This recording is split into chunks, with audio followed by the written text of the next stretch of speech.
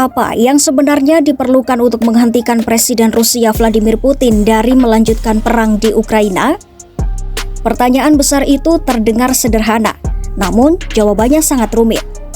Setelah bertahun-tahun konflik, ribuan korban jiwa, dan dampak global yang luas, tanda-tanda berakhirnya perang masih belum jelas. Justru sebaliknya, sejumlah analis menilai posisi Putin saat ini terasa semakin menguntungkan.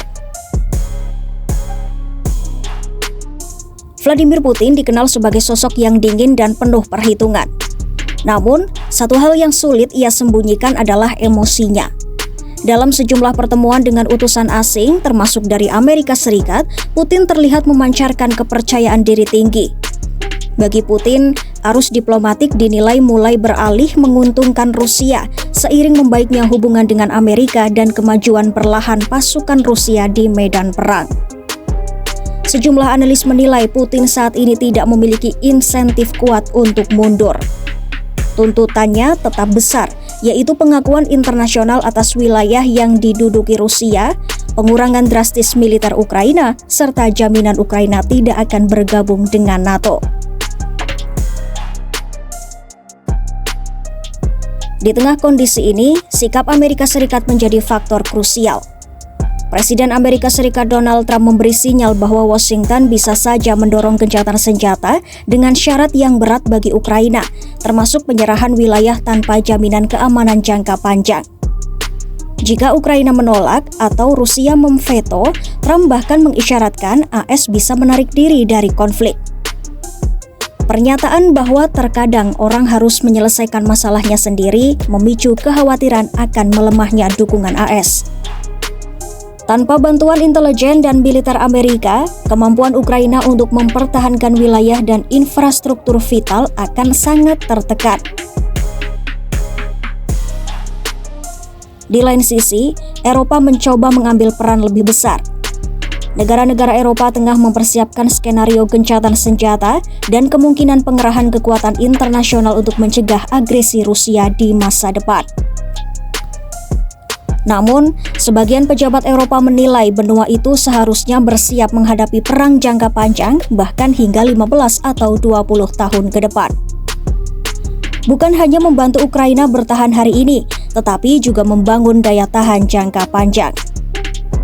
Usulan seperti perlindungan wilayah udara Ukraina oleh sistem pertahanan Eropa atau penempatan pasukan di Ukraina Barat masih menuai perdebatan karena dikhawatirkan memicu eskalasi dengan Rusia.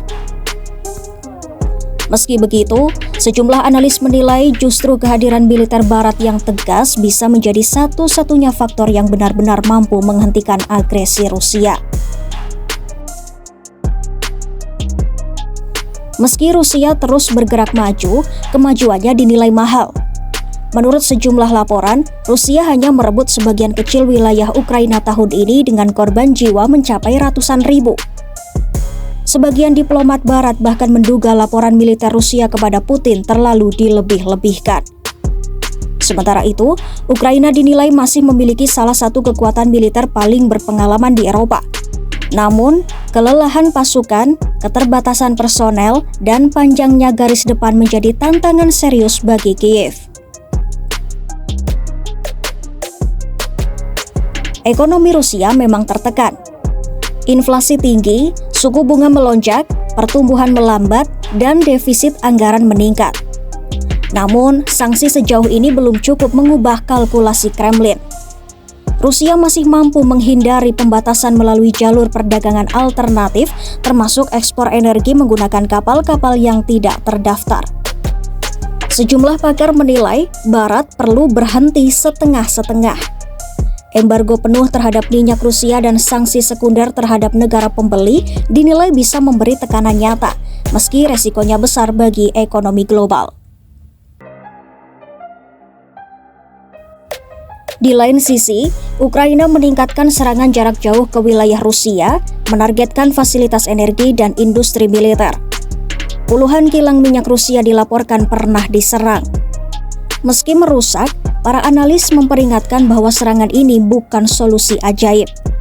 Bahkan, serangan terlalu jauh beresiko memperkuat narasi Kremlin bahwa Ukraina adalah ancaman besar yang harus dihancurkan. Masih ada harapan melalui diplomasi. Beberapa analis percaya Putin mungkin menerima jalan keluar jika ia bisa mengklaim kemenangan di dalam negeri.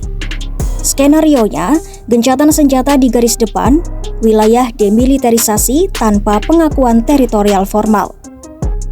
Namun, kesepakatan semacam ini menuntut keterlibatan aktif Amerika Serikat dan tekanan diplomatik besar terhadap Rusia. Satu faktor penting lainnya adalah China.